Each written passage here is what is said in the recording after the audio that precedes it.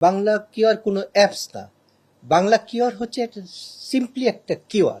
আপনি যখন একজন গ্রাহক একটি মার্চেন্টে বা একটি দোকানে যে কোনো পণ্য ক্রয় করার পর আপনি পেমেন্ট দিতে চাইলেন, আপনি চাচ্ছেন যে সে আপনার কাছে মনে হন আপনি নগদের একজন কাস্টমার, কিন্তু আপনি দেখছেন যে এখানে বিকাশের কিউআর থাকছে, যার ফলে স্বাভাবিকভাবে আপনার পক্ষে পেমেন্ট দেওয়াটা সম্ভব হচ্ছে না। বাংলাদেশ ব্যাংক সারা দেশের জন্য একটা ইউনিক কিউআর চালু করেছে, যার নাম দিয়েছে বাংলা কিউআর। ওই একটি কিউআর স্ক্যান করে আপনি যে এমএফএস এর অ্যাকাউন্টই থাকুক, যেই ব্যাংকের অ্যাপসই আপনি ব্যবহার করেন না কেন, ওই একটা কিউআর দিয়ে আপনি পেমেন্ট করতে পারবেন। আপনি পূবালী ব্যাংকের গ্রাহক, পূবালী ব্যাংকের মোবাইলে আপনি পূবালী ব্যাংকের অ্যাপসটা ওপেন করলেন, ওখান থেকে স্ক্যান করলেন বাংলা কিউআর, পেমেন্ট কিন্তু আপনার পূবালী ব্যাংক থেকে হয়ে গেল। কাউকে কোনো নতুন করে কোনো যারা আছে মনে করেন মার্চেন্ট, তাদেরকে কোনো কিছু ইনস্টল করতে হবে না। যারা কাস্টমার আছি আমাদেরকেও কেউ কি কোনো কিছু ইনস্টল করার প্রয়োজন নেই। শুধু বাংলা কিউআরটাকে আগে যে আপনি যে এমএফএস এর গ্রাহক, সেই এমএফএস এর স্ক্যান করে কিউআর স্ক্যান করে পেমেন্ট করতেন।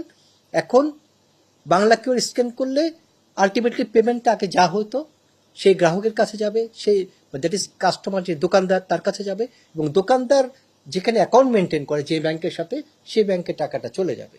অতএব বাংলা কিউআর কোন জটিল বিষয় না।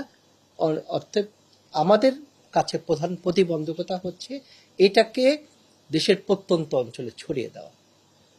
প্রথমে একটু বলি, আমরা তো ক্যাশলেস ইকোনমির জন্য কাজ করছি দীর্ঘদিন যাবৎ।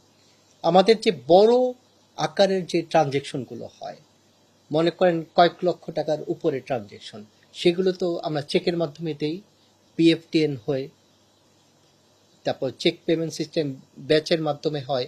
কিন্তু স্মল যে টিকিট একদম গ্রাসরুট টেবিলে, আজকে আমরা ঢাকা শহরের সব জায়গায় এখন যান্ত্রিক রিক্সা চলছে, তাই না? সেখানে তো যন্ত্রচালিত রিক্সা। আমি যদি সেখানেও পেমেন্টটা চাই যে আমার ভাড়া হবে 50 টাকা, আমি ক্যাশ দিব না, আমি জাস্ট তার এখানে কিউআরটা থাকবে, আমি স্ক্যান করবো, তার কাছে 50 টাকা চলে যাবে।